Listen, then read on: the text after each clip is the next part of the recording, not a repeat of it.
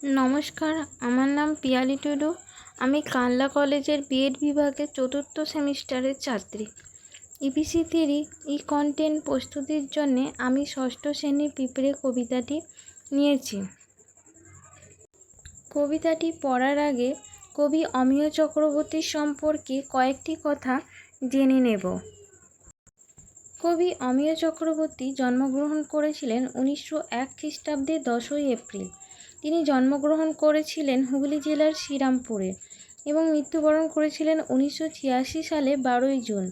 তার লেখা কিছু কাব্যগ্রন্থগুলি হল এক মুঠো, পালা বদল, ঘরে ফেরার দিন প্রভৃতি।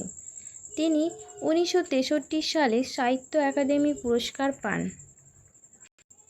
এবার আমরা জেনে নেব কবিতাটির উৎস। পাঠ্য পিঁপড়ে কবিতাটি কবি অমিয় চক্রবর্তীর লেখা খসড়া নামক কাব্যগ্রন্থের অন্তর্গত। কবিতাটি পাঠের পূর্বে আমরা জেনে নেব এটি একটি রূপক কবিতা, যেখানে মূলত দুটি অর্থ নিহিত আছে, যার একটি সাধারণ অর্থ যা আমরা পড়লেই বুঝে ফেলতে পারি এবং অন্যটি গভীর অর্থ নিহিত রয়েছে, যেটি আলোচনার মাধ্যমে আমরা বুঝে নেওয়ার চেষ্টা করব। তাহলে কবিতাটি এবার শুরু করা যাক। আহা পিঁপড়ে, ছোট পিঁপড়ে, ঘুরুক দেখুক থাকুক, কেমন যেন চেনা লাগে ব্যস্ত মধুর চলা, স্তব্ধ শুধু চলায় কথা বলা। অর্থাৎ কবি বলছেন আহা পিঁপড়ে।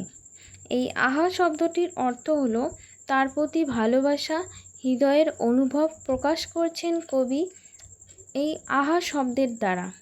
কবি ছোট পিঁপড়েদের দেখে দুঃখ হয়, কষ্ট হয়, তাই তিনি আহা পিঁপড়ে বলছেন।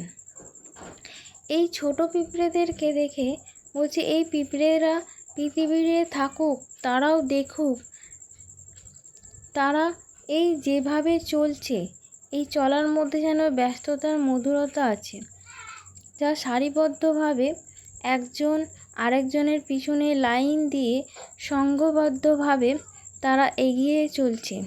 এই চলাটায় মানুষও চলে, কিন্তু তাদের এই চলা ব্যস্ততা হলেও তাদের এই চলার মধ্যে একটা সৌন্দর্য রয়েছে।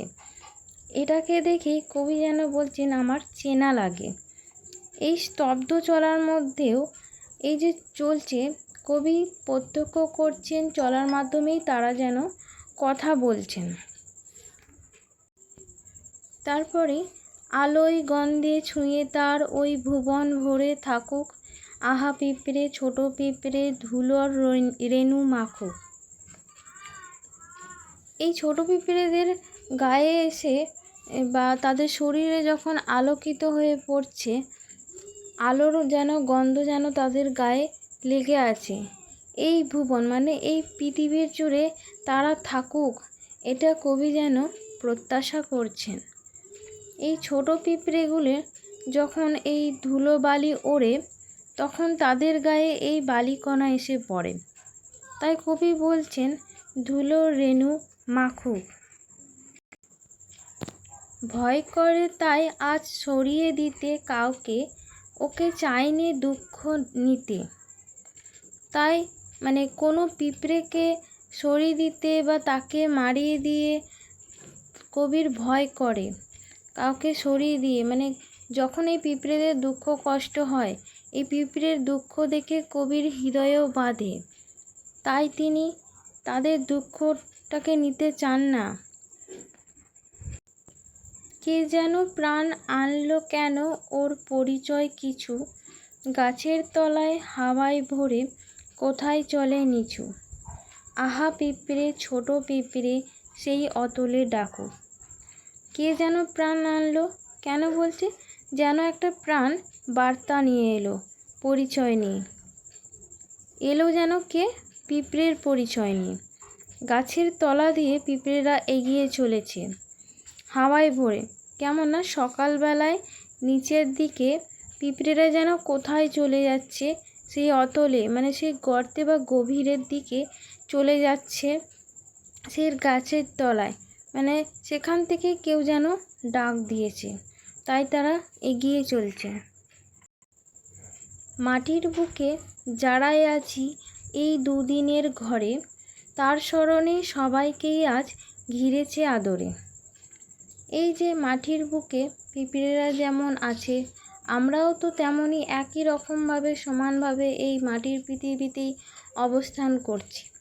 আমাদের জীবন কদিনের, এই জীবন তো ক্ষণস্থায়ী। পিঁপড়ের জীবনও হয়তো তার থেকেও আরও ক্ষণস্থায়ী। তাই আমাদের জীবন কদিন, এই দুদিনের ঘরে, তাই কবি এই কথাটি উল্লেখ করেছেন। এই যে পিঁপড়ের যে ভাবনা আর কবির যে ভাবনা যেন একটা মিলেমিশে একাকার হয়ে রয়েছে। তার স্মরণে সবাই আজ রয়েছে আদরে। মানে এই পিঁপড়েরা যেন সবাইকে পৃথিবীর মধ্যে যেন ঘিরে রয়েছে। আমাদের যে গভীর অর্থনিহিত প্রকৃত অর্থ আছে সেইগুলি সম্পর্কে এবার একটু জেনে নেব।